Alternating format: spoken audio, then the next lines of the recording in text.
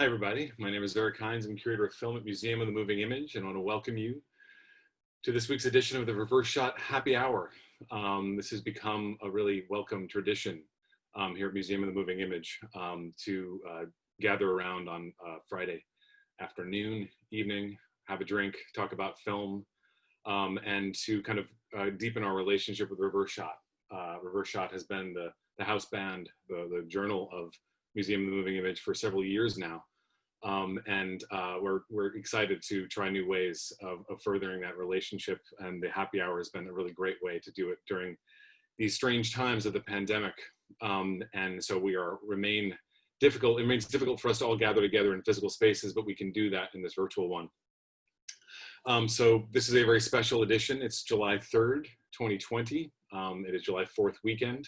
It's been a holiday here for a lot of people. So those of you who are joining us who are off today, we really thank you, especially for joining us today, since it's not necessarily a natural fit to go from work into the happy hour. But I think we have something special lined up. We're doing something a little bit different this week.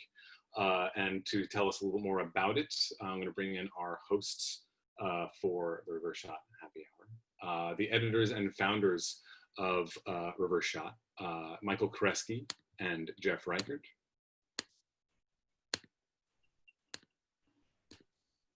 And I'm also going to bring on their third guest host of the week, who they can introduce. We're out of the dark. We're out of the dark. Hey, Lisa. Hello, Lisa. Hi, Museum of the Moving Image. Hi, Reverse Shot. Hey, Lisa. Hi, old pals. We're so happy to see you. It's good to see you. Seriously, it's people out there are like seeing a reunion. I just want to say, like, they're seeing. Yeah, we haven't seen each other in weeks, months at this point. So Michael, your name is clearly shown on your video. Jeff, your name shows up as undisclosed location. Yes, it's a secret where I am right now. This is actually not a Zoom background. I'm really in nature somewhere, but I just don't want to let people know where I am. We should actually explain, where, in terms of undisclosed locations, where is Farihah this week? That's true. Farihah is our third host. This week she's not here. Yeah, she is working on a really cool documentary project that involves an art activation, which will see different teams of planes actually skywriting messages created by artists over like immigration, ICE detention centers all across the country. So folks who are in Los Angeles, New York, Atlanta, all across Texas, if you look up this weekend, you may well see a message in the sky that is part of this project. So she's been coordinating all that with the project's director, PJ Raval. And I think she'll be able to come back next week and show us a little bit of the results of that. But definitely look up into the sky this weekend if you're in one of those places. But we are thrilled to have Aliza Ma, who is the head of program. I asked where Farihah is, we get like the most incredible story of all time. It's always a story where Farihah is. Totally. However, Aliza Ma, as incredible wherever she is, the head of programming at Metrograph here in New York, and she's saying hello from her apartment in Woodside, Queens right now, and a dear, dear friend, a contributor to Reverse Shot since 2013, a wonderful writer, also a contributor to Film Comment magazine, so a wonderful critic, wonderful writer, wonderful programmer, a great friend, and again, like we haven't actually seen you in so long because of this whole pandemic, so we're so thrilled to have you here. Yeah, you guys were like my first friends in New York when I first moved here.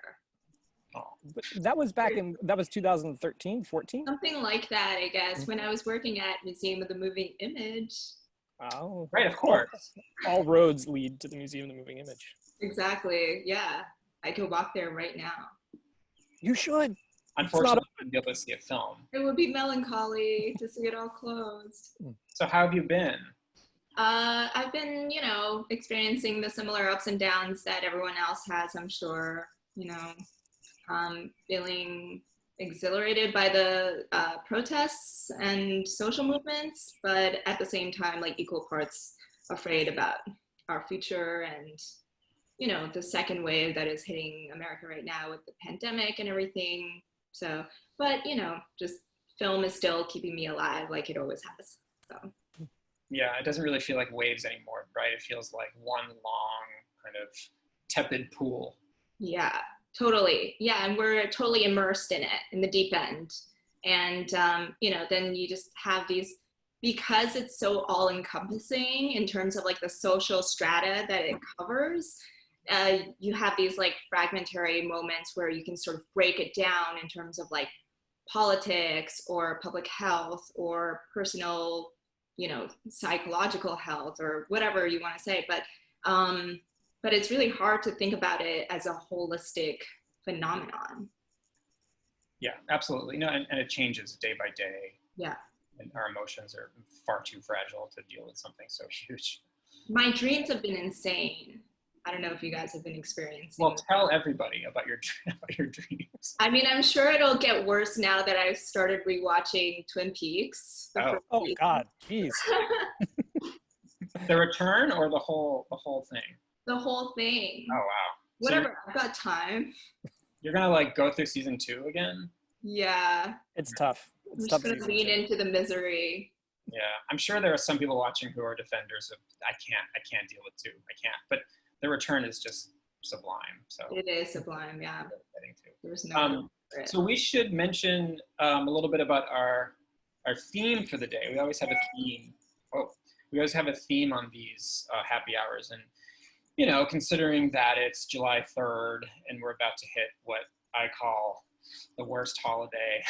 I think I was told ahead of time, don't call it that. Not everybody agrees with you. I think it's the worst holiday. There has to be a worse holiday, a more useless holiday. Memorial Day, Columbus Day? Arbor Day. Yeah, but what are we? At least that's trees. I No, mean, Columbus Day I think may be worse. Yeah, I totally. Someone Nick Rappold agrees that Arbor Day is pretty atrocious. Whatever. Wait, what is Arbor Day? I didn't even know what that is. It's for trees. It's to celebrate trees. I think that's a lovely holiday. I don't know what you guys are talking about. But because it is just about July 4th, we thought it would be interesting to talk about Americanness on film, like meaning United States, just to clarify what we mean by America, but films that in some way represent an idea of America or Americanness in identity or character. And I mean, that's a really, really broad topic. And we've invited a lot of people. So many people. To meet later. And we really want to, we thought it would be nice to have like a big, wide array of ideas on this topic. And before we get to Aliza's, I just want to briefly touch on mine to get it really fast out of the way, because I don't want to like hog up too much time. But I was really trying to think of like what is like a quintessentially queer American film, like a movie that's about like American queerness, a very distinctly American queerness. And it was actually really hard to come up with. I thought of my own Private Idaho. I obviously didn't want to talk about a certain Ang Lee film. So there's this 13-minute Gregory Markopoulos experimental short from 1949 called Christmas USA, and I recommend this to everybody because it's viewable. I think it's on YouTube. If not, it's definitely viewable somewhere else. And I taught a class. You've seen this, right? Aliza, you've seen this projected, right? Yeah. And I taught a queerness in American cinema class last semester. Thankfully, not this semester. And this was something that went over surprisingly well, even though it's actually a very difficult abstract film for the kids who hadn't really studied experimental film. But it's just this movie about the psyche of the post-war American gay male in the Midwest. And it's just the most beautiful film. And I mean, I don't want to say too much about it, but the sense of like creating alternative communities, of getting away, like of sexuality and existence being a state of mind, is so specifically American, the way that it looks and feels. So I highly recommend that. Yeah, there's that, he really gets the texture of America from the images, and I think it's all in camera edited, and it's so beautiful. In black and white. Beautiful black and white. 16mm. Gorgeous. Yeah. And even though it's called Christmas USA, it's not necessarily a Christmas film, but yeah, it seems like it was shot around like this time of year, right? It looks like it's in summer. Beautiful sunlight. But Jeff, I don't know if you want to mention yours before Aliza talks. Sure. Yeah. I mean, I can. I'm sure most people who are on this chat have probably seen Terrence Malick's The New World, but it's one of my favorite films about America and American history, and I think it really captures. It starts with like kind of the foundational moment, right? But it sort of captures something that I think about this country. Is that there's this, on the one hand, there's this promise and this idea of what it's supposed to be, and the idea about which that we talk about a lot, but then there's a kind of like a rot at the core, and it shows the rot at the core from the very beginning. I think it's really interesting. I've written about it a bunch for Reichert, but I think you've written about it too at Reichert, Michael, or? We've had pieces by Chris Wisniewski, who's going to be on later. Wisniewski. By Julian Allen. We've had, I think, Genevieve. I can't remember. We've had many pieces. We've had many pieces about the New World, and it's obviously you've probably all seen it, but it's always great to revisit. It's gorgeous. And Aliza, I'm very excited about your title because it's such a special and such a heartbreaking movie, and some of it was shot in Queens. So yeah, at the Kaufman Astoria Studios, formerly Paramount Outpost. And so for that reason, it was already like of great interest to me, but I think it's also a masterpiece of early sound filmmaking. We should say we haven't said the title of the film yet. Yeah, okay. So the title of the film is Applause by the one and only Ruben Mamoulian, who's an Armenian emigre, who was a Broadway man. This was in fact his very first foray into filmmaking. It doesn't seem like it because the camera is incredibly languid. The film has a very intuitive pacing.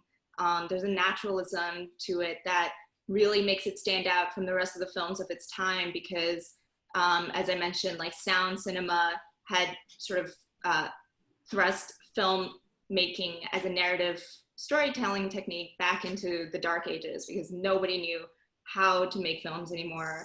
But Mamoulian, I guess partially because of his innocence and his newness to the industry, was experimenting with all these new things on set. For instance, he was the first person to figure out how to record two people speaking at the same time in the same scene. And there was a story about how he was trying to record these, one of the main characters, the daughter, I'll get to the plot in a second, the daughter whispering a prayer in her bedroom. And apparently the sound people absolutely refused to try to make this work. They said it wouldn't work, it had never been done before. But all is to say that it's an absolute masterpiece and a technological feat as well. It tells a story, it's a very moving mother-daughter story about the mother as a fading burlesque star, dubbed the Queen of Hearts. And this is a very bizarre way that the film starts off. She's performing on stage, and unbeknownst to everyone, including herself, she's pregnant, heavily pregnant, and then ends up having to be like sort of carted off stage to deliver her baby. This is like the first scene of the film, and then the amazing Helen Morgan, who's who apparently had hit play on Broadway at the time that she was filming this. So I couldn't imagine, sort of going back and forth day and night doing both projects at the same time. But, it's a testament to her amazingness, I guess. And then after the daughter is born, this is wonderful ellipses in the film. And the daughter's grown up a little bit and the mother decides to ship her away to a convent school with nuns. And then the second half of the story sort of picks up where the daughter goes back to the mother in the city, and they sort of resume a very dysfunctional relationship. Single mother, sort of dealing with a semi-abusive younger boyfriend, and then this daughter who chances upon a Marine on the streets, and then it kind of goes into this love story on the streets. And I think some of the most beautiful scenes in the film are almost these documentary scenes because Mamoulian took the camera out into the city. And so they shot on location at Penn Station on top of these old skyscrapers. This was 1929. There's the shot of the Statue of Liberty when the daughter is on one of her first dates with the Marine. You know, they're standing on one old skyscraper and they're marveling at the skyline of New York City and looking at the Woolworth building, saying, "Oh, it's so wonderful, it's so beautiful." And for a moment, time seems to just stop, you know, and as a viewer, there's the sort of moving quality of the moment of feeling these two people fall in love. But there's also, it's, you know, layered with this like documentary quality of this, which is almost more unbelievable, of seeing, you know, New York for real at that time in the late 20s. So it's just incredibly moving. Is that why, just like briefly, before we bring on the other people, I'm like, why did this movie come to mind first when you thought of like Americanness in America? Well, I mean, I love the shots of old New York in this film. You know, the first half of the film is sort of this like sordid backstage melodrama, and it uses all of the, you know, tools available to Mamoulian at the time to sort of tell that aspect of the story. And then the second half moves to this like broader vista of life in the city. And I just find it amazing to see like the Brooklyn Bridge, for instance. At one point they're sitting on the Brooklyn Bridge and just knowing that, you know, Roebling, who is a German emigre, you know, who built the first suspension bridge in the world. He was actually a student of Hegel's before he moved to the US. Just to see the city in all its majesty. You know, there are like 20 years before this film was made, cinema was at its absolute infant stage, and people went around New York City filming the streets because there was so much drama everywhere. Like there's that G.W. Bitzer New York City subway film where it's just a camera set up in the subway going from station to station. And it's unbelievable. Everyone's in top hats, everyone's in, but I think also just the idea that Mamoulian was given this opportunity against all odds. You know, he had never even picked up a camera before this. He was a Broadway star. And he, you know, at the time, these like Paramount studio heads like Jesse Lasky and Walter Wanger decided they were just gonna pick him to do this film. And I mean, like outside of the premise of the film, you have the story of a sort of an immigrant coming to the US, making this extraordinary work of art, taking influences from his European background. There's a lot of German expressionism in the styling of the film. And then after the film came out, it was a commercial failure. And then I read one review where Mamoulian was accused of like Oriental greasiness. What does that mean? I have no idea. It's what like an absolutely surreal review. But you know, I guess the studio decided that it was enough of a technical feat to, you know, preserve it. And I think it's such a moving film. It's devastating, as you said, Michael. And but it's also an incredible sort of historical curio of old New York. Absolutely, it's incredibly moving to see it right now, especially not being able to go out into the streets. Exactly. Yeah. So we would like to add some voices to the conversation, and I really do recommend that people watch Applause. It's an extraordinary film, and one of the best movies made at that Astoria studio, which is something that I've been researching a lot lately. I've been very interested in. So it's kind of thrilling to watch. So we're just gonna like start popping in some faces. Yeah, it's going to be kind of like a lightning round for the next 40 or so minutes, talking about different American movies, and some of these faces you've seen on different reverse shot happy hours. I think everybody has been on before, except maybe Chloe. No, Chloe and Ryan are coming on for the first time. Chloe and Ryan are coming on. And everybody, remember to unmute yourself. Yes. Look at this. Look at that. Look at all these people. I think we have. Hi, everyone. Hey, Hi. hey, Ash. Hi. Hey, Chloe. Hello. Hi, Caden. I see almost everybody. Ellie's coming. Chris, get unmute yourself. Hey, Lisa, you're Chris, muted. You're muted. way back. You're way backlit, Chris. You're a man in shadow. Hey, Nellie. Hi. The dog is getting really excited because I'm saying hi to everybody, and like my excitement is making her really excited, and she's like nuzzling up against me. Hey Nicholas, hey Ryan, hey. Hello. Look at everybody. Goodness. This is a nice looking group.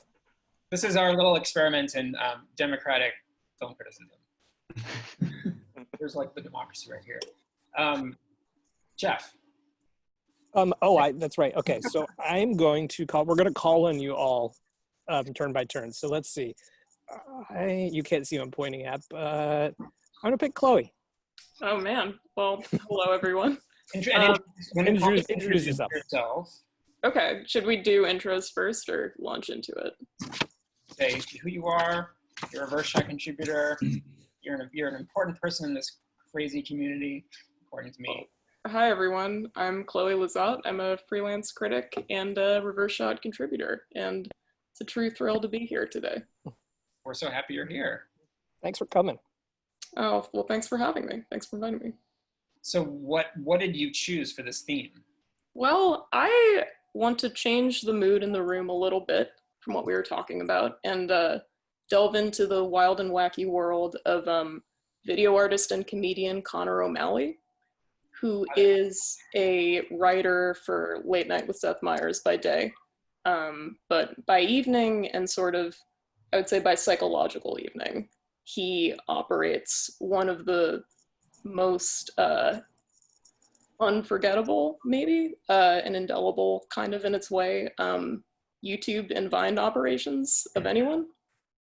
I was trying to kind of compile ways to talk about this, and it was a little challenging because I feel like his sort of mode of working is kind of based in everything all at once, in a way that delves into kind of the psyche of a man who is addicted to 4chan, maybe lives in the basement, probable MAGA guy, but has sort of pushed that lifestyle into kind of this sort of like hermetic, like mental world where you've kind of galaxy brained to the point where everything is a video game.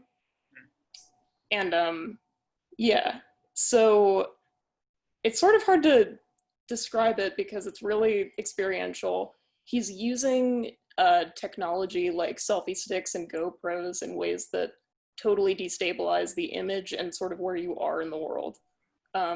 He's sort of combining a lot of different cultural signifiers of like late capitalism and modern Americana in ways that I've really never seen connected. Like he'll move from name checking Zappos to name checking Clay Aiken to name checking the NASDAQ within like 2 seconds. And yeah, I don't know, I'm trying to figure out if it makes sense to speak about specific pieces or about sort of him in general, but yeah. I'm just curious, I guess I'm unfamiliar, but is there anyone else in the room who's familiar with this stuff? Nellie, you are. I love him. He's great. Yeah. Like a lot of it's really direct address too. Like I feel like lots of times he's, you know, his character is speaking directly to like Donald Trump. Yeah. Who he's, you know, obsessed with, and like he wants to have Donald Trump like hear what he has to say about the NASDAQ or whatever. Yeah. It's so funny and it's so confrontational and really abrasive in a way that it's really singular. Yeah. Yeah.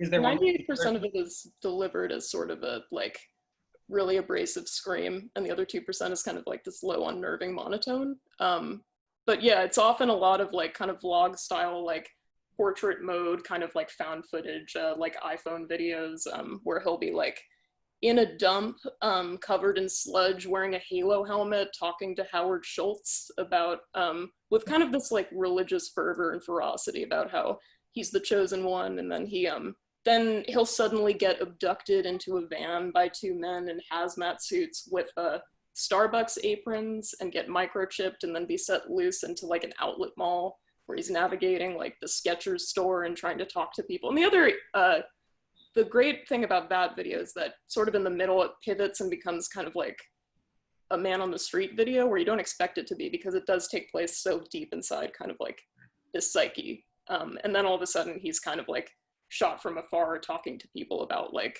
how Howard Schultz has totally rehabilitated him and how he's now totally normal, and then he'll jump out and like use a VR helmet and kind of wander the mall. But yeah, it's really, I think it's just like those sort of like unexpected connections, like seeing all of that together in one place just makes a lot of sense and is very uncomfortable, but kind of beautiful in its way.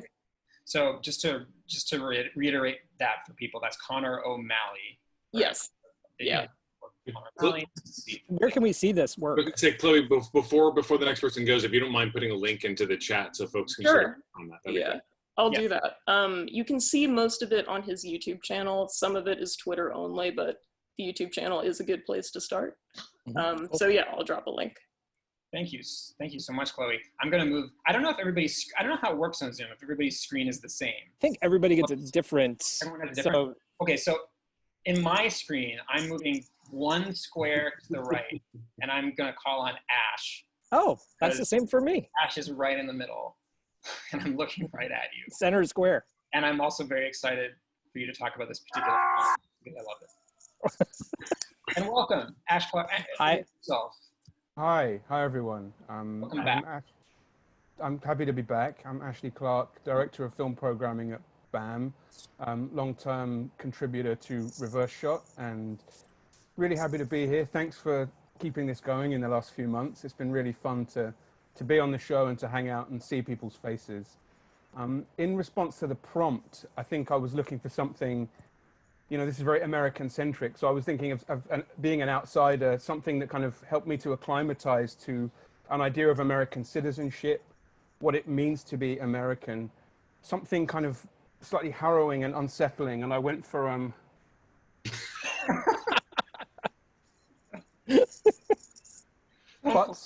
But seriously, the film I wanted to talk about was a film called Chameleon Street, written, directed, produced, funded, starring Wendell B. Harris from 1989. And this is a film which won the Grand Jury Prize at Sundance Film Festival in 1990. It's the only film that Wendell has ever been able to complete, so it makes him one of the great kind of one and dones of American and international cinema.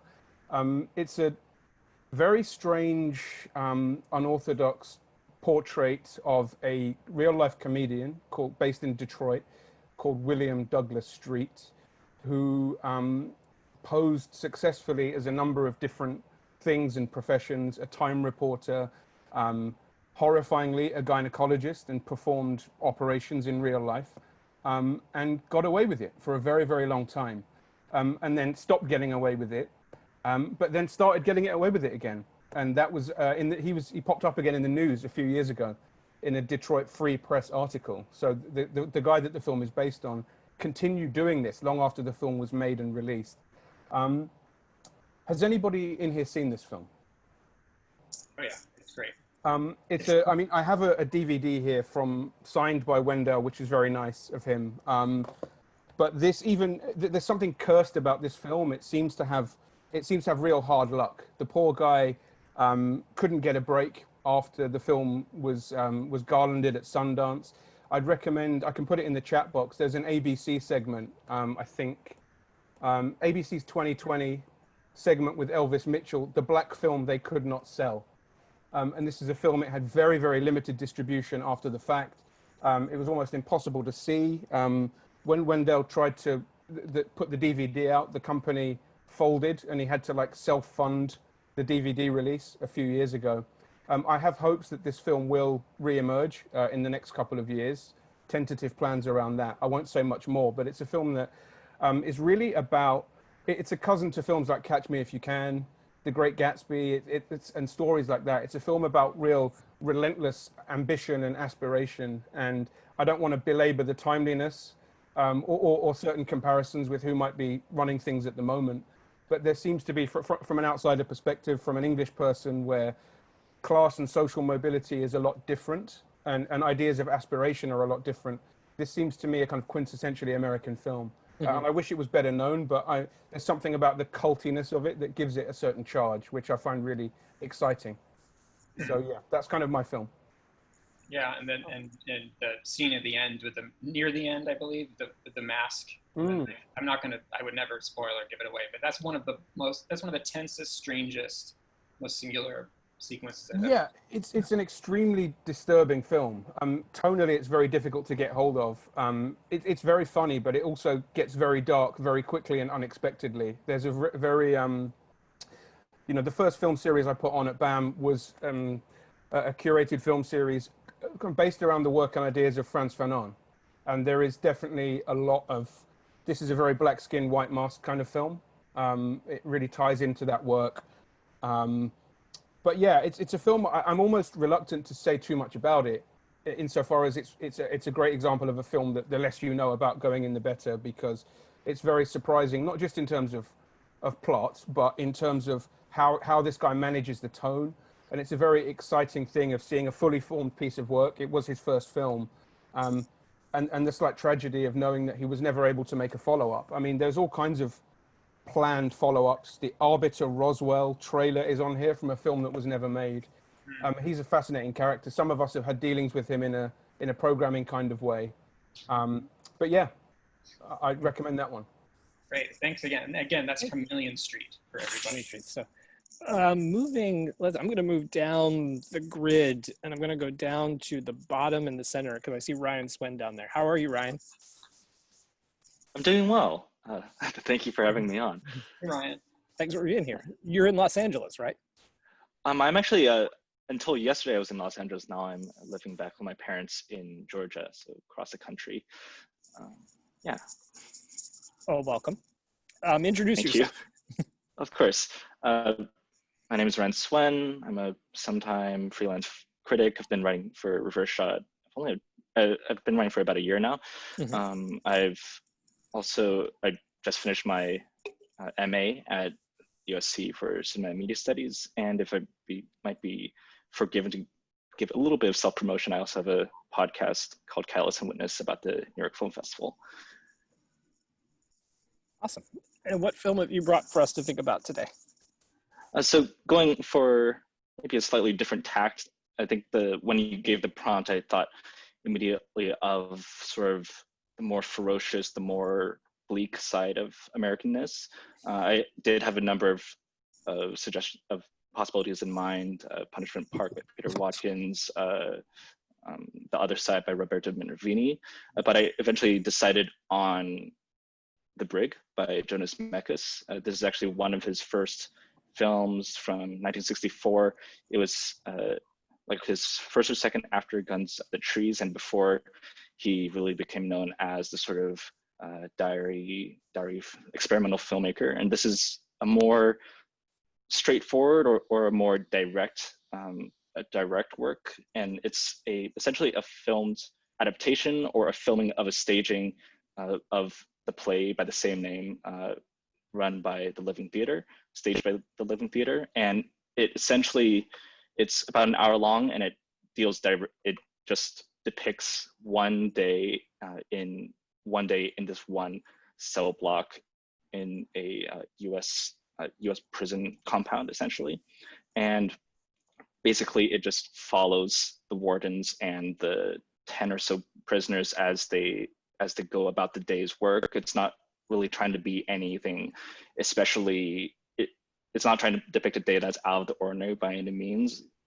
During the course of the film, one prisoner is discharged and one is added. So there is that little bit of development, but otherwise it is a very harrowing, very direct, so you could almost say blunt in a certain way, depiction of the cruelty of incarceration, and especially of the military, of course, which is one of the key aspects of American power and the expression of American power. And as such, it becomes much about the needless sadism of the prison wardens, and how each of these prisoners, as they go through their different tasks, their different regimented activities, like whether it's taking a smoke break in which all of the prisoners have to stand in a line and take single puffs, put their arms down, then take another single puff and put their arms down, or it's cleaning the their cells basically. It is all about the regimentation and how every single of these activities has been boiled down to almost a scientific notion of what these tasks should accomplish. And such as because of there's a lot of shouting by both the wardens and the prisoners, it's both chaotic but also ordered. Like it manages to capture that strange sensation of this way of life, whether it be for a few weeks or a month in these prisoners' lives. And it's very upsetting and very, I think it's a very wonderful film for depicting this in such stark terms. And actually won the first prize at, I think, the Venice Film Festival for Best Documentary. And in some sense, obviously that's sort of tenuous because it is this staged circumstance, but I think it really goes at how vivid and how accurate it is for depicting this experience. And then again, for people, sometimes it's hard to tell the titles. It's The Brig. I think it's 1964, correct? Yes, 1964. Right. An unusual film for Mikas that people remarked upon at the time. And do you know if it's available to watch? Sorry, go ahead, Eric. I think. No, if Ryan knows about the availability, that's something we should talk about. I think it used to be on Fandor. I don't know if it's available now. There are files floating around. If you're inclined towards that sort of thing, certainly. People keep an eye out for it. I was just going to say that you noted that it was, was rewarded for being a documentary as it is in a sense, but I've always loved how that film fits in terms of ideas of hybridity, because it's not trying to fool anybody in terms of what it is and how it's, it is so compelling and convincing, and to sort of be present on the stage with the performers just closes the distance to such a degree that it really doesn't, it just sort of obliterates the notion of it mattering really, whether or not this is staged or not. It's that convincingly performed. Right, absolutely. And it does appear to take place on the same set in the theater that they would have performed the play on, but because it's filmed so close, it's almost like a cinema verite avant la lettre, and yet it's filmed so close, and all these encounters are rendered with such a lack of distance between the performers and the camera, and you sometimes even see the shadow of the camera as it moves about, that it feels like it's being filmed as part of a documentary essentially. It's really harrowing, certainly. Well, thanks. Thanks, Ryan. Absolutely. Of course.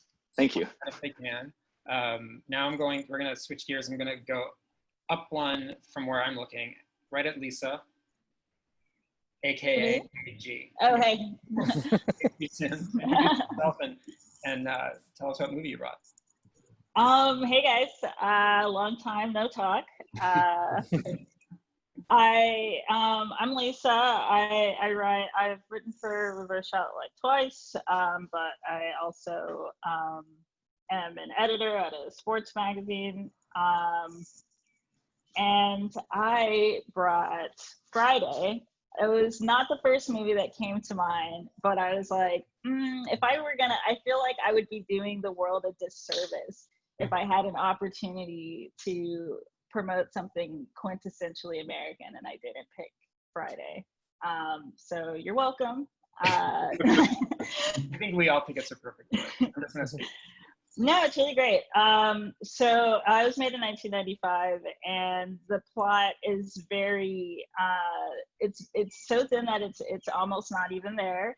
It's just, it's set on a Friday. You have two friends. You have Craig, who's played by Ice Cube, in a similar role that he's played before. I mean, this is kind of belongs to the genre of like Black American like street life, and except it's just like it's funny because it's often like described as like a twist on like the genre because it's not like dark and like scary. But it just, I guess it doesn't strike me as a twist as much as it's like, this is just the like, the less like shocking, surprising like aspects of like living in a neighborhood, like in a working class neighborhood. And it's like it just takes there's like violence, but it like kind of takes like the violent element out, and it's kind of trying to just show you like a day in the life of someone who would live in a Black neighborhood in South Central LA. And it's funny because when I was watching it again to talk about this, I was like, I know there's going to be some scene where there's going to be like another like culture, and you guys are going to completely like misrepresent them. And it did it like twice, like with two different cultures. I was like, oh wow, like 2 for 2. Okay. So that was not great. I was expecting that. So just to warn you guys, there will be a terrible representation of Mexican Americans, as well as I think there was an Asian store clerk at one point, and it's very brief, but there was a gong before he popped up. I had to rewind it to make sure that was there, but it was not great. The risk we run of watching anything from any other time. I just always feel like the need to like call that stuff out, just because it's like I love it's just a common pitfall of like trying to focus on one particular culture and tell that story, and then when you have just any kind of difference, you just don't know how to approach it at all. But yeah, no, it's one of my favorite movies. I knew that I wanted to do a stoner comedy for this because that is quintessentially American for me. And this is just what that is. I mean, Smokey, like Craig, the main character, Ice Cube, he's been fired on his day off, which everyone makes fun of him throughout the whole movie for. And his friend Smokey, which is played by Chris Tucker, he's a drug dealer, but he's really like small time, and he's in his own mess with a larger drug dealer, but he's just like, you know, Craig, like, you don't have anything to do today. You have no obligations. It's Friday. I know you don't smoke, but we're gonna smoke. That's a beautiful scene, by the way. It truly is. There are several just like amazing scenes in this movie. Really great shots. Really great American cars. I mean, that's just something that I just like love about it. It's not just the personalities that they focus on, but just all of the stuff that you can catch in the background, and they're just amazing, like bicycles and cars and things. When I was watching it, I saw this. This is not quintessentially American, but there's this 1970s like Japanese truck. I think it was like Daesun, and I was just like, man, like that's crazy that a car is just like sitting in the back of the scene, just like hanging out, and it's just this amazing car. But yeah, no, that's the movie. I mean, hopefully you guys have seen it. Raise your hand if you haven't, so I can roast you. They haven't? Eric, yeah. Wow. You guys are really disappointed. I thought you were asking if we had seen it. Yes. No, if you haven't. No, I'm not gonna call you out. Yeah, I want to. I didn't come here I didn't come here to make friends. No, this isn't reverse shot friends race. No, you guys know what I do. I come here and I roast you. Michael, I noticed you're not wearing the gray polo. I did not. I'm not. I can't wear the gray polo in your presence anymore. Is the peer pressure. I thought about wearing a gray polo, but I was like, I'd be committing too much to the bit. But yeah, no, it's one of my favorite movies. It's a really great American movie. It's a really important like slice of life, and you know, it even just has like these like corny like American movie elements of like, of course there's like a bully, like he just bullies people for no reason. There seems to be like nothing like driving this behavior. It's just like, I'm just gonna pick on you because, and that seems also very American. But I think I think generally the idea of a hangout movie and like you said, a stoner hangout. Right. No, definitely. Also very appropriate. Just to say, very appropriate for today. It's Friday, It is Friday. And we're all just That was out. not lost on me. We were all just did somebody just disappear? I think Jeff disappeared. Maybe it's because he's out in the wilderness. Okay.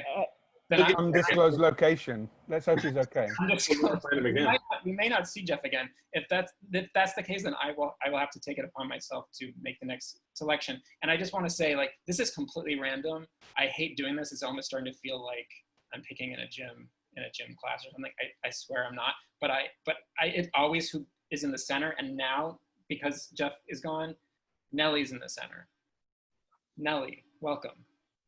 Hi, everyone. I'm Nellie Killian. I'm a programmer. And yeah, before I talk about my movie, I actually have an anecdote about applause that I think is kind of sweetly American, if potentially apocryphal.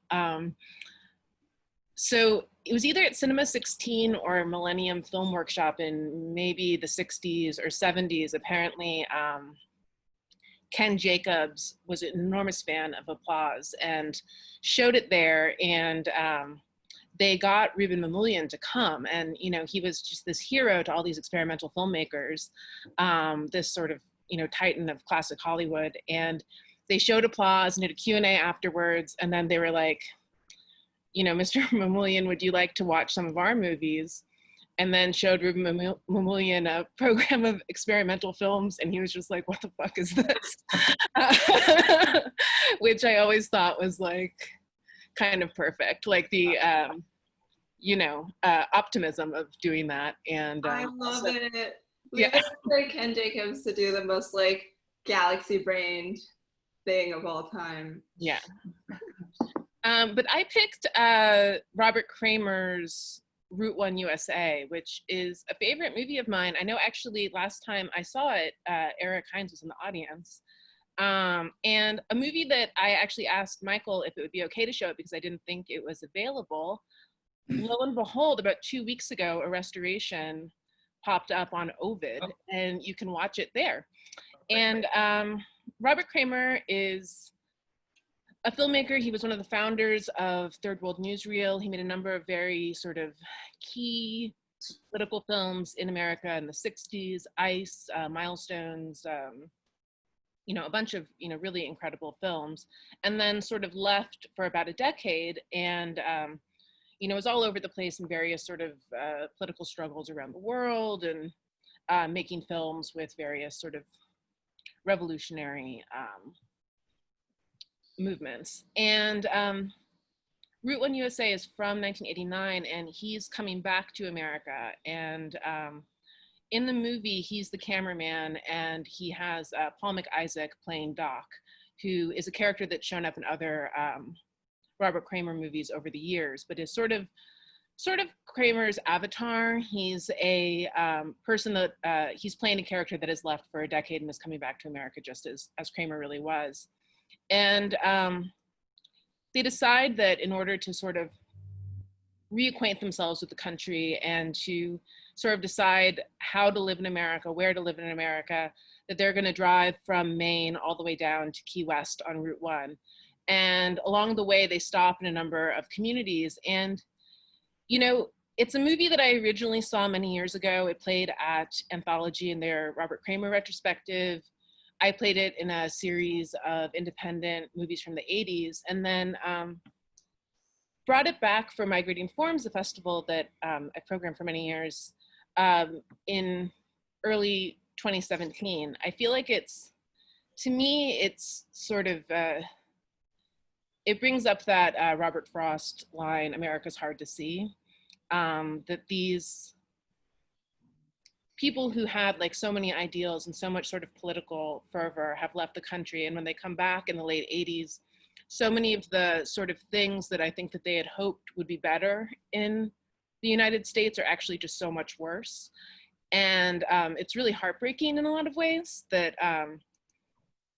it's, divisions are sort of deeper, poverty is worse, everything is just sort of deteriorated in a lot of ways. But at the same time, they're back and it's their home and they're trying to find a way to live in the country that, is their country. And it helps that Paul McIsaac, the person who plays Doc, is this sort of incredibly warm and engaging person, that he's, you know, playing a character, but he's talking to real people. It's documentary. Did I say that at the beginning? But other than this one avatar who is fictional, everyone else that they're interacting with is a real person. They go to a Pat Robertson for President rally. They go to a Jesse Jackson rally. They see a coven of Wiccans. You know, they're all over the place. But it really is, I feel like, such an incredible snapshot of America, and such an interesting way of thinking about, I guess, you know, the role of a person as an American, and how you really think of yourself in that regard. That's great. Yeah. Well, I'm going to be able to see it now, and that makes me happy. I'm thrilled that it's available, as well as a number of Robert Kramer movies that have been hard to see are all on Ovid now, which is great. Kramer is hard to see, to quote the Frost, to paraphrase the Frost. I want to. Oh, looks like Jeff's coming back. Hi, welcome back. Are you okay? You didn't get eaten by anything, I can see. No, but Wild animal. I actually did see a mole, like an actual mole that was this big that ran right by me. And that was pretty cool. Well, you missed a whole thing on Robert Kramer, but we'll catch you up later. I love Robert Kramer. So I just watched Milestones for the first time a couple of weeks ago during quarantine, and that really tore me apart. I'm gonna move things over to Chris. Yes, Man in the Shadows. Hi everyone, I'm Chris. I've been a reverse shot writer for a long time. 2005. And I also used to work at the Museum of the Moving Image for a long time, like 11 years, but have been gone for a little bit.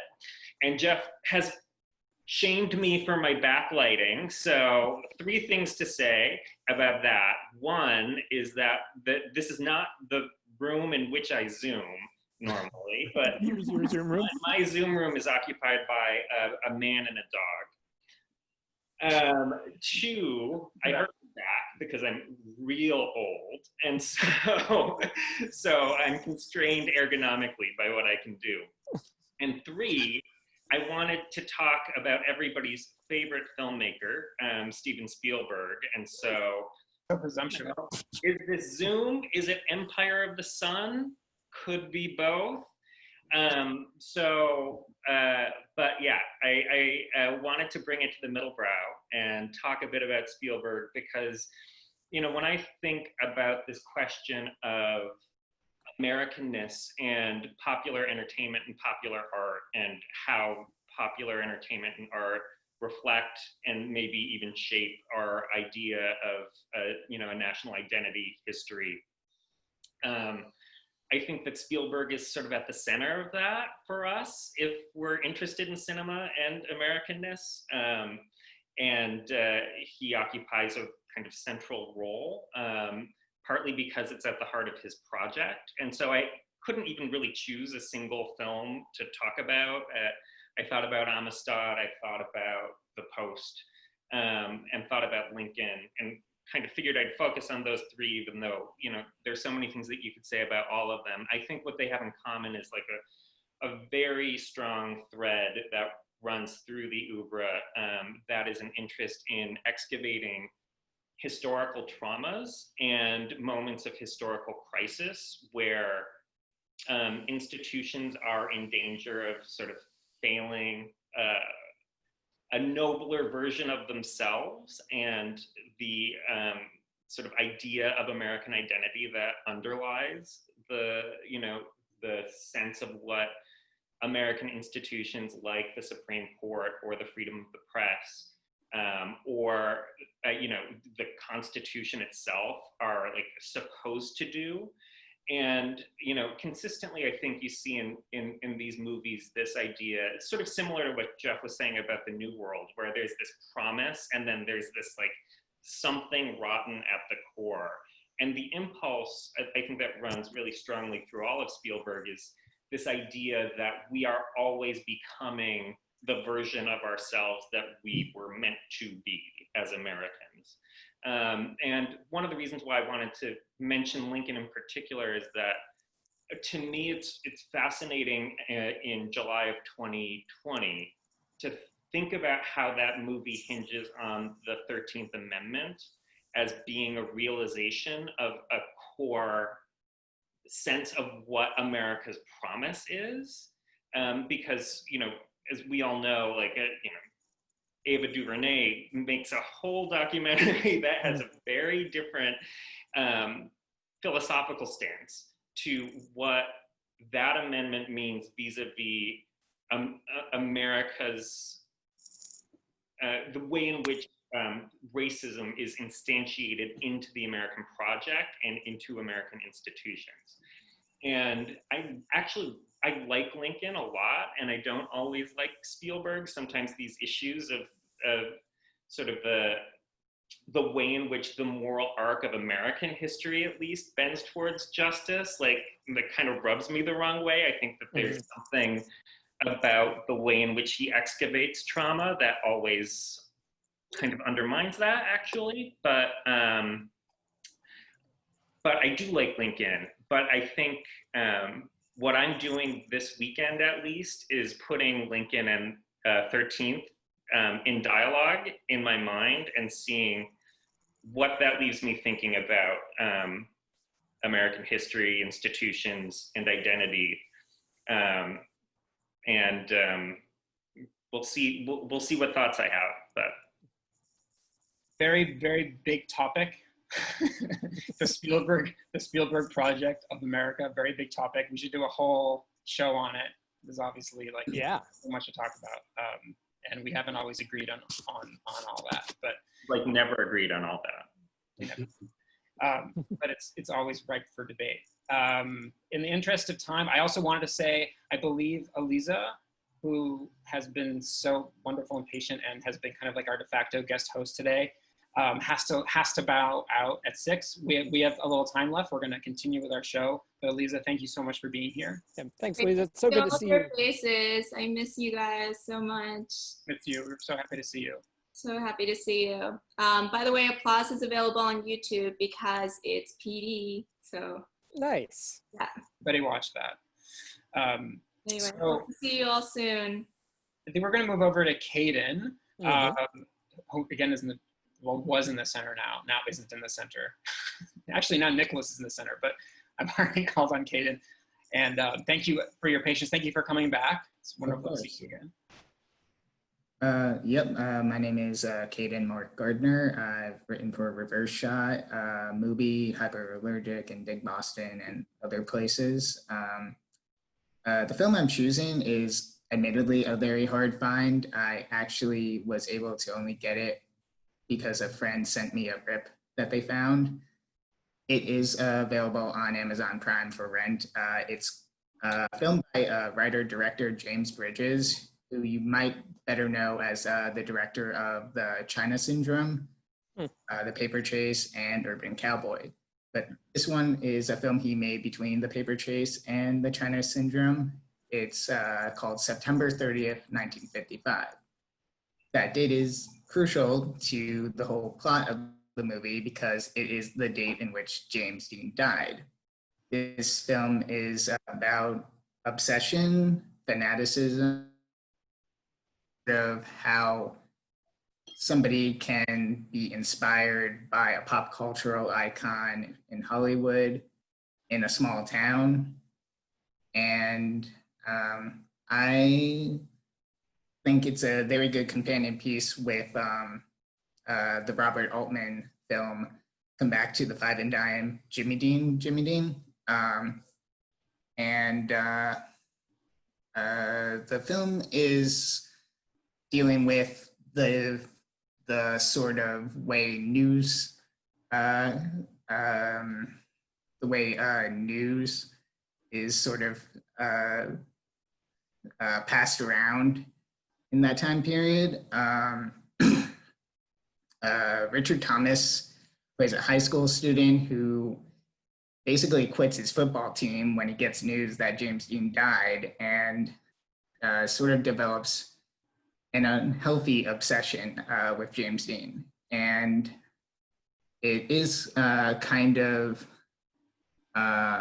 speaking to autobiography because it does take place in Arkansas, where Bridges, who did grow up, he was an openly gay man for part of it for his career. But I think what is fascinating is sort of how the movie sort of makes Dean a very queer figure without sort of outright sort of stating homosexual attraction, which I do find fascinating. And as far as a companion piece with Five and Dime, for example, you know, the James Dean fan club in that movie is women dominant, whereas you actually have a man have this kind of attraction and obsession with another man, which is very fascinating and I think is handled with great sensitivity. And one scene that is quite striking in the movie is the way Bridges films Richard Thomas watching James Dean's film East of Eden, which was the only film that was released when Dean was still alive and was the only film that was in circulation at the time of his death. And the way he sort of shoots sort of Richard Thomas sort of slowly breaking down is very beautiful and very respectful. And you don't really see sort of a man showing emotions like that, which I think is quite fascinating. And at the risk of making a comparison to this very sort of very earnest film, I kind of thought of Godard's My Life to Live with Anna Karenina, basically breaking down, watching The Passion of Joan of Arc in the way Richard Thomas is breaking down, watching East of Eden. And I sort of am always fascinated with sort of that post-war fanaticism that rose around that time when Dean sort of became a legend, and how people like Elvis, Marilyn Monroe would just sort of become legends and avatars of a kind of era that moved on past them. They kind of got disposed of, but this film sort of shows how it can sort of become a meaningful thing for somebody growing up in a small town in Arkansas who has no other exposure beyond the sort of traditional masculinity that, say, Arkansas football has to offer. Yeah. And I'm always fascinated in general with James Dean as sort of a major cultural figure. I would say around my early teens, I was very fascinated with him since watching Rebel Without a Cause and Giant. And I grew up in a part of America where you kind of have sort of the knockoff fake 50s sort of diner aesthetic that's all sort of around, and how James Dean, Elvis, Marilyn Monroe would always be plastered there. And I got more interested in sort of how Dean, who to me has also always been a sort of crucial queer figure, was able to connect with people who might not necessarily be in step with 1950s traditionalism. And I was always surprised finding more information. And even this film kind of reveals that. But I thought of Frank O'Hara's elegy poems, for example, on James Dean, that were very powerful. And O'Hara himself was kind of sticking his neck out because, again, it is a man sort of expressing a very emotional response to another man. Even though it might not seem even romantic, it does sort of have a kind of queer element and subtext going on there. And as far as back to the film itself, When Richard Thomas's character, Jimmy, basically quits the football team, he hangs out with sort of the high school rebel who's this very androgynous, almost sort of goth teen girl, Billie Jean, who also has this kind of very melancholic obsession with James Dean. And I'm always interested in sort of seeing how fanaticism and consumption of media sort of builds these sort of groups and communities, even in places where you wouldn't expect it. I'm sort of fascinated by also how it kind of ties in the film I talked about really briefly at the beginning of this, the Markopolis, just this sense of this middle American queer loneliness. And I'm saying this, realizing that I have not seen this film, by the way. When you mentioned this movie, I hadn't even heard of this movie. And that set off a lot of alarm bells. It's like there must be a reason why this movie's been somewhat buried by history. So I'm very excited to seek it out, I have to say. Yeah, it's again available for rent on Amazon Prime and Vudu. I can't really speak to the quality of that. Unfortunately, the DVD that went out for it by Universal Studios was kind of very sort of limited, and it's out of print. So hopefully, can you just say the title one more time for people? September 30th, 1955, by James Bridges. And also want to shout out his other very underrated movie called Mike's Murder, with the movie he made with Deborah Winger after Urban Cowboy. Yeah, terrific. Thank you. Since we've gone over a bit, I want to make sure that, which of course was that was bound to happen with this amount of people. Want to kick it over to the incredibly patient Nicholas Russell, who's back after making an appearance last week. We're so happy to have you back. Hey, happy to be back. So I'll just very quickly, I'm a freelance writer. I've written for Reverse Shot a few times, The Believer, Columbia Journal.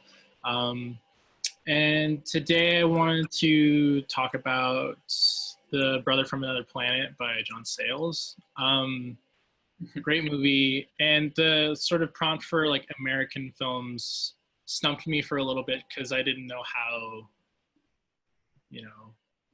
meta I wanted to get with films that are talking about America or set in America. And this movie is pretty great for like just about any genre, I think. It's 1984, starring Joe Morton as an alien that falls to Earth and is being pursued by two men in black, two white men in black, one of whom is played by John Sayles, the writer-director, and the other whom is played by a very young David Strathairn. And so the key thing about the brother, as the alien keeps being called by everyone, is that he's one, mute, and two, he is telepathic. So there's this really great sort of opening sequence where he crashes into the water in New York and swims to Ellis Island, goes into the building, and as soon as his hands touch the walls, he starts hearing the voices of all the people who have passed through that building and that room specifically. He's like an extremely empathic person and is often overwhelmed by received information, sort of psychic information from other people. But one of the reasons why I love this movie is because it's more like an anthology of short films. Like each section of the movie is kind of like its own little vignette where you could watch it out of context and it would still make sense. And the other thing is because I love Buster Keaton, and I think Joe Morton's performance is very Keaton-esque. I think having a silent character naturally brings about certain types of interactions with people that force you to, rely on, one, the actor who's not speaking to have like an appropriately like compelling emotional reaction, but two, oftentimes if this character is silent and other people don't have to be, it just results in a lot of people talking at him about whatever is going on in their life at that moment, which provides like a lot of really funny, but also very poignant scenes between a lot of people. The other main thing is that it's set in Harlem, and it's 1984, so there's a lot of very beautiful and very sort of staid scene setting of that environment, where John Sayles, who is a white director, has the good taste to sort of just present the environment and the people who are in it as plainly as possible without really getting in his own way of trying to speak for or put words in the mouth of all these people that are presented in the film. It is a bit heavy-handed at points because obviously you have a guy who is an alien and he's black and like he doesn't know he's black, and there's a lot of that kind of thing. But in terms of a movie where you're talking about these like big theme ideas of being othered, of specifically American indictments of like police and the carceral system and social workers and like sort of bureaucracy, that all these things that the brother gets caught up in just on his day-to-day life. It's a pretty great sort of time capsule for that period of time, and still holds up really well. It's very beautifully shot, and I rewatched it last night. It's surprisingly like a very fast and very like enjoyable movie. It's about an hour 45 minutes. I believe you can rent it on Amazon Prime. Also, it's like on Daily Motion, like the whole thing for free if you want to like go that route. But yeah, so I love that movie, and I don't think very many people have given it the sort of status it deserves. It's a good movie to revisit / like it has a lot on its mind, like opioid crisis, homelessness,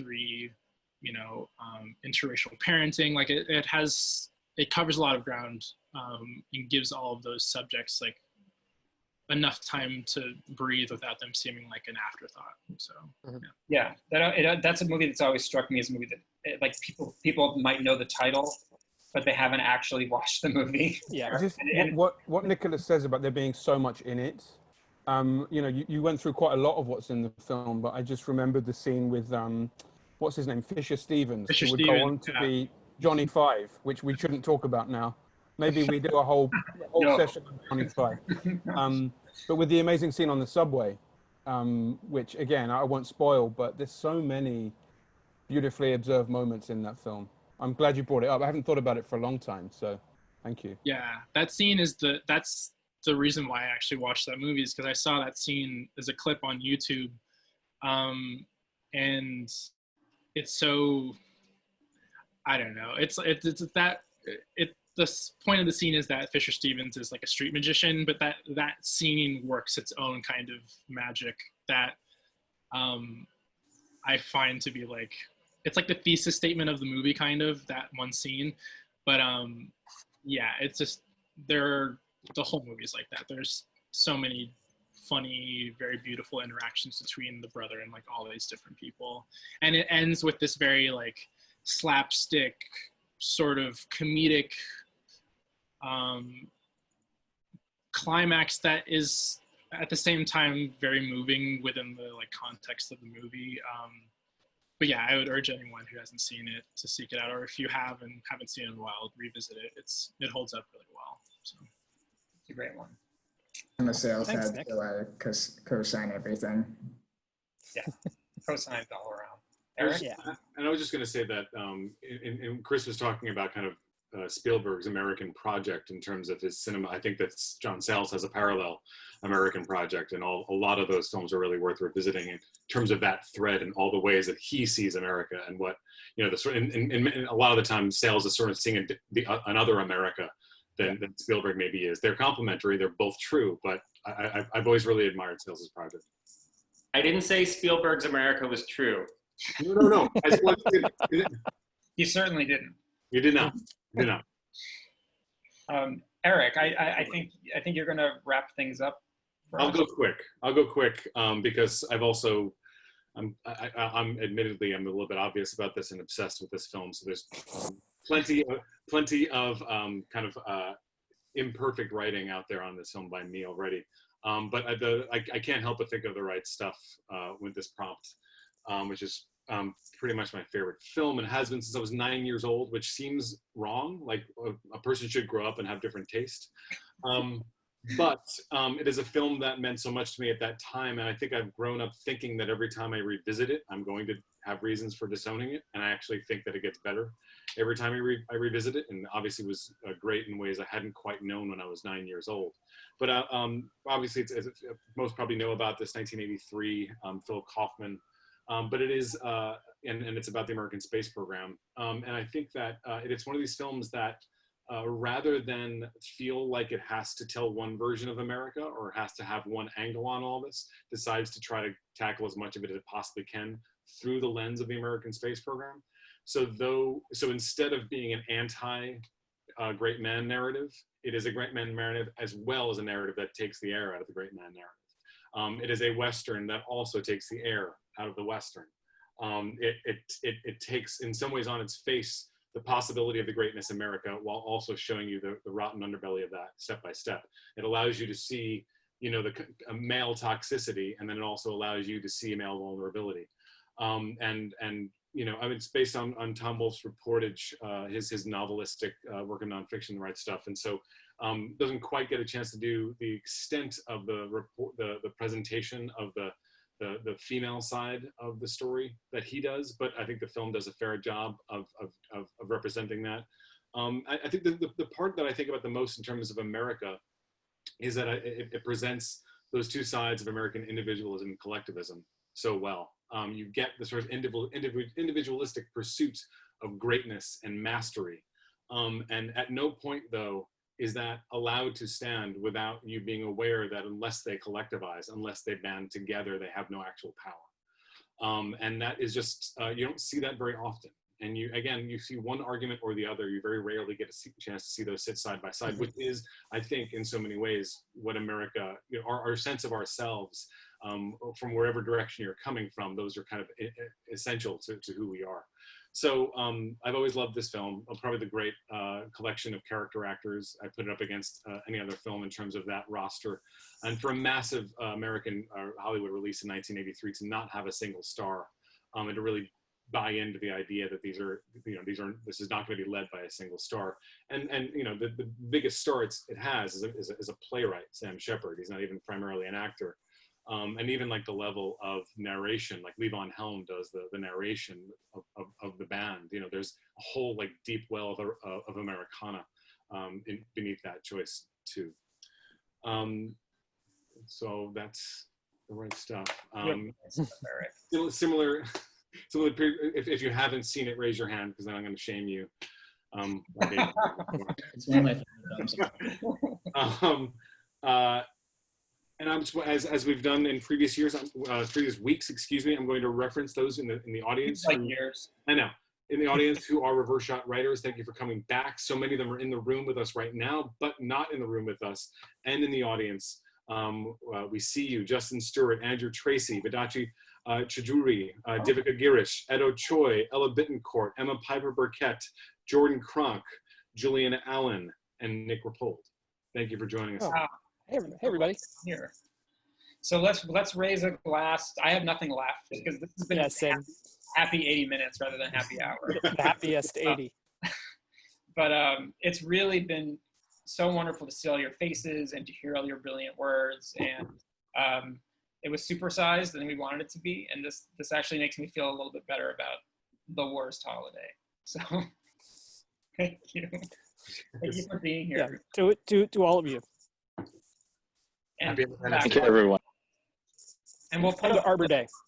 And we'll put up we'll make sure we put up a list of all the movies. What's that book? What was that book? I want to know what that book was.